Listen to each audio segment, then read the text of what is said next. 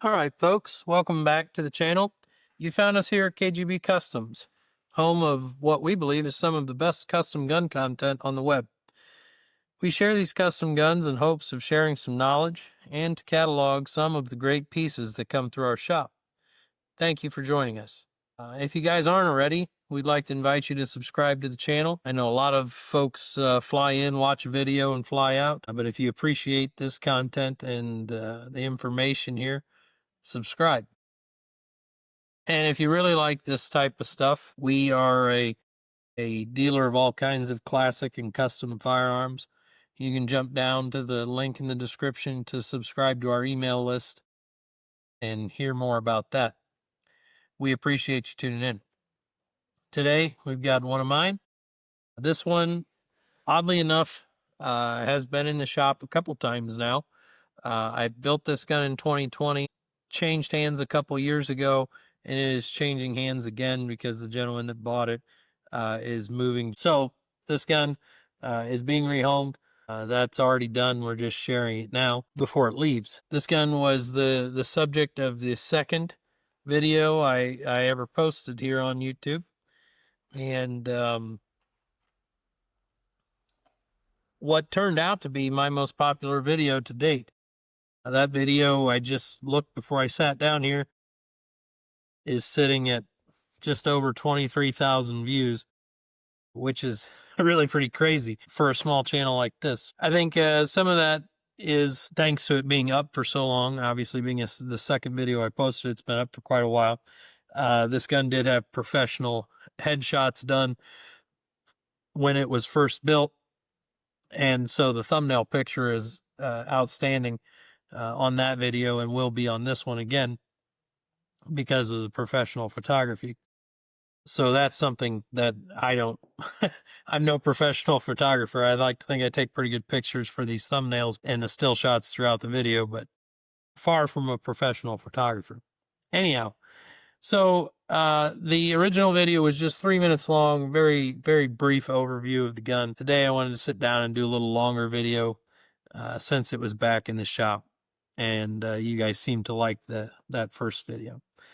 So what we have here is a 1980 Mark IV 70 series Colt Government model in 9mm. The Colt Government model was introduced in 9mm in, I believe, 1971 as a Mark IV 70 series. Prior to that, they made Commanders in 9mm from 1950 up through the 70s and carried on after that. But you couldn't get a full-size 9mm. You could get a full-size 38 Super, but Colt really hadn't seen any market for the 9mm in a full-size handgun until the 70s, which is kind of a shame. I would have loved some 50s and 60s 9mm as base guns.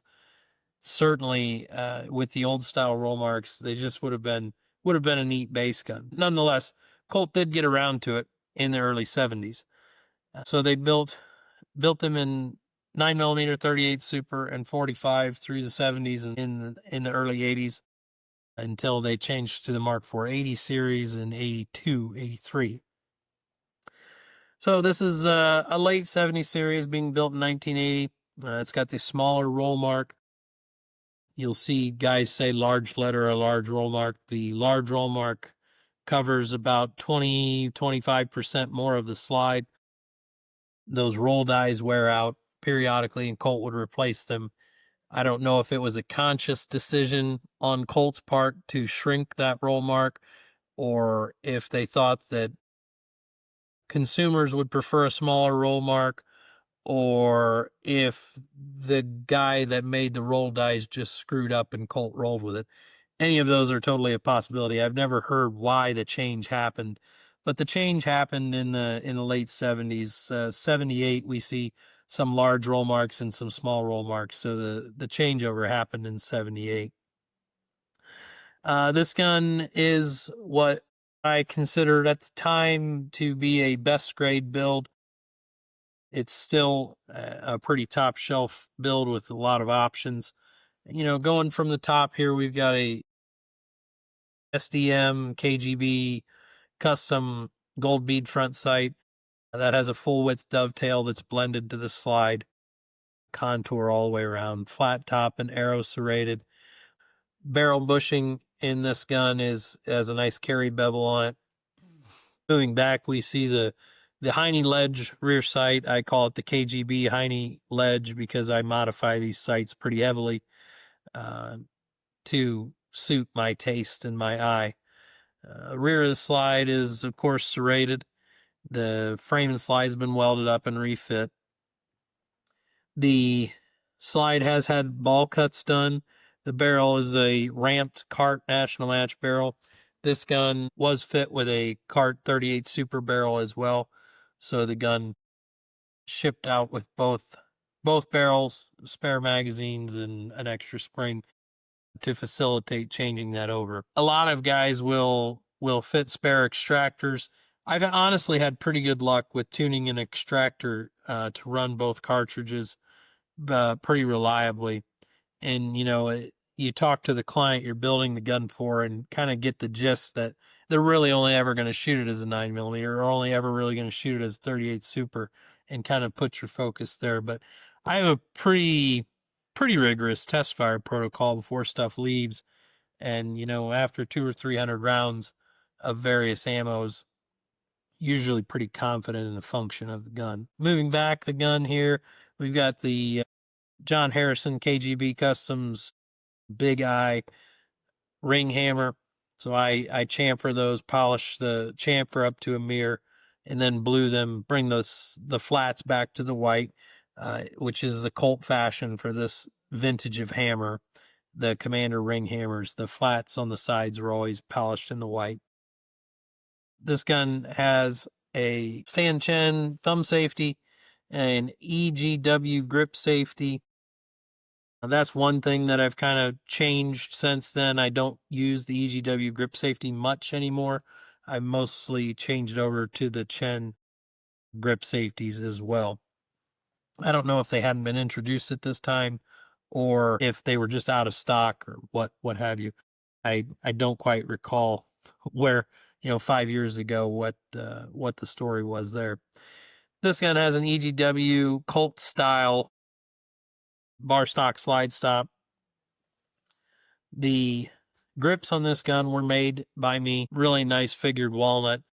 Really my favorite wood to put on a classic build. I've trying to think now. I think I've only ever built one gun that I made grips for that didn't have walnut grips. And that was a non-Colt. It was a KGB Customs frame. And we just went with a little more exotic wood on that versus the black or Claro walnut. These have a semi-gloss finish on them. I know at this time I was working between a few different types of finishes. I was having trouble with a spray-on finish that I really liked for quite a while.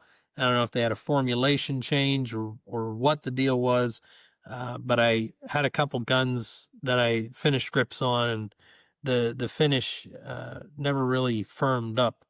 And that was a bit of a hurdle, and then I pivoted to a couple different finishes. I think this was a rubbed on finish. I don't recall what it was, and I've kind of settled back to Old Faithful with a tung oil finish, hand rub. The front strap and mainspring housing are checkered 25 LPI. I used a Chen Max Bevel mainspring housing. It's my go-to mainspring housing. I really love the way these give you a larger opening here at the bottom of the gun without introducing any extra length or girth to the grip. The heel of this gun has been nicely round butted. I spent a lot of time when I was doing this chasing Ted Yost's round butt style and even asking him for any pointers, and he was more than gracious in helping with that. Right now, having a Yost round butt in the shop and this gun, I didn't nail it, but I got pretty close. Extended mag catch, all the goodies. This gun does have niter blued pins and screws. I did niter blue the offside of the slide stop and the thumb safety pins for a little added pizzazz there. Other than that, it's just a really nice carry gun or range toy. The gun, of course, being a full-size all-steel 9mm, is incredibly light recoiling. the kind of gun you can really just pound rounds through all day.